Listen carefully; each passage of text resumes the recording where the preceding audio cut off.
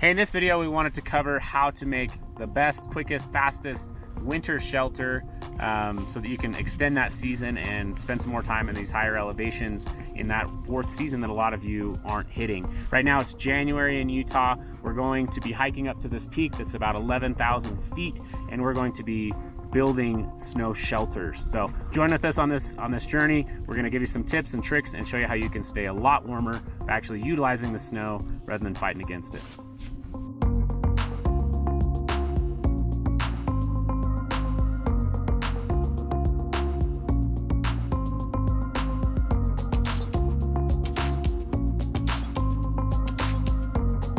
All right, so we just hiked a couple miles in on the snowshoes, and we now have selected a site. What we like about this particular site is we've got good protection from the mountain range right there. We've got this peak in the background. We've got some protection from the trees. So as far as selection now, what we're kind of looking for is an area where there's going to be deep enough snow.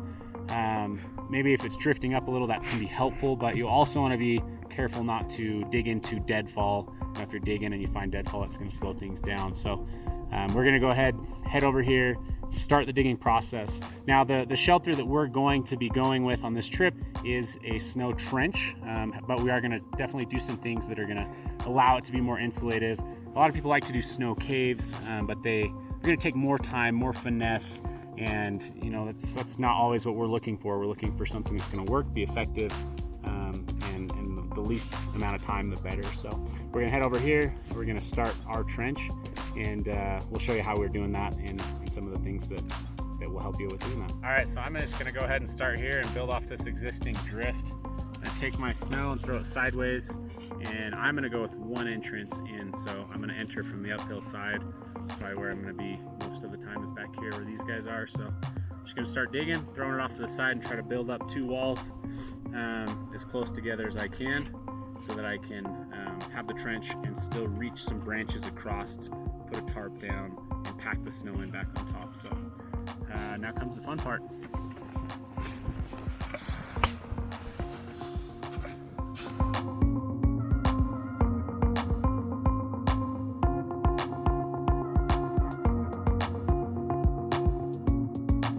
So one thing that I would recommend doing when you're doing this is try to keep things as narrow as you can. You can always go wider. It's much harder to go back narrow once you've already churned up that snow.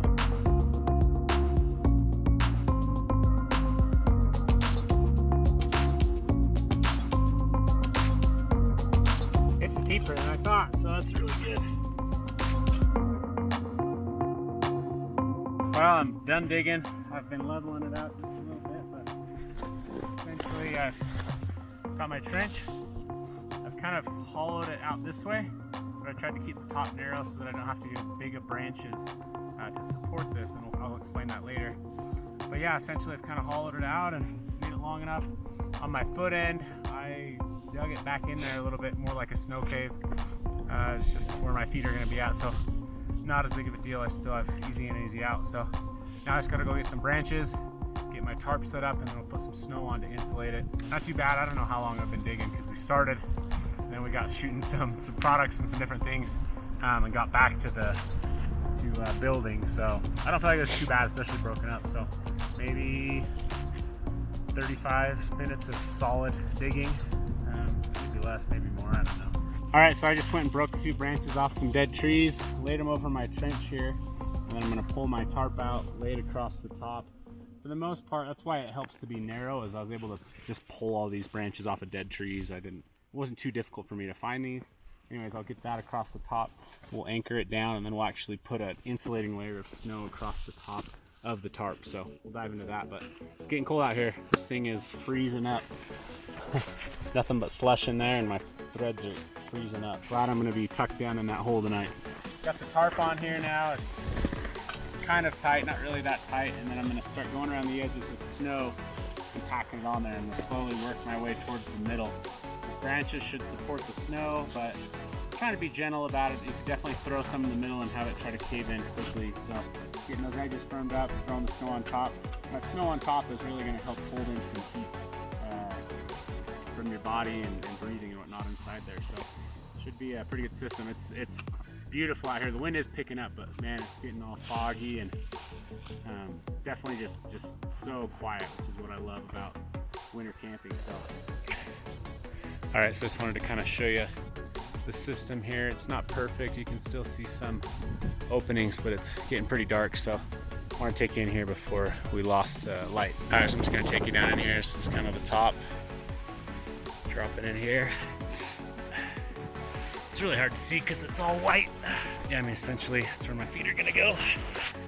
Sneak down in there. And then I'm back here. It's deathly silent. Kind of looking up here, you can see the cross branches, and man, it's windy out there, but I can't feel the wind at all. Should be a pretty awesome night. I'm gonna be sleeping on a closed cell foam pad and then our rectangular insulated pad. You double those up when it gets this cold to increase that R value, and I should be plenty toasty. So we'll get started on some dinner, enjoy this last light and how beautiful it is up here, and excited to test this out. I'll let you know in the morning how it goes.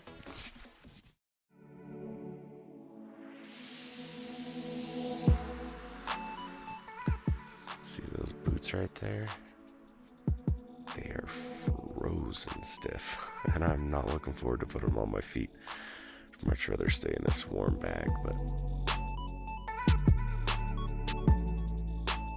last night was pretty good. Slept well. Didn't wake up that much. It's actually really cool because right there, through that little gap I could see the Big Dipper the whole night. Just slowly went through that tiny little gap, which was super cool. The shelter worked out well. You can see how it's all working up there, and that little kind of cave I've got for my feet down there, but definitely a lot warmer. When I left the fire last night and came in here, felt really good. I'd say it's a success.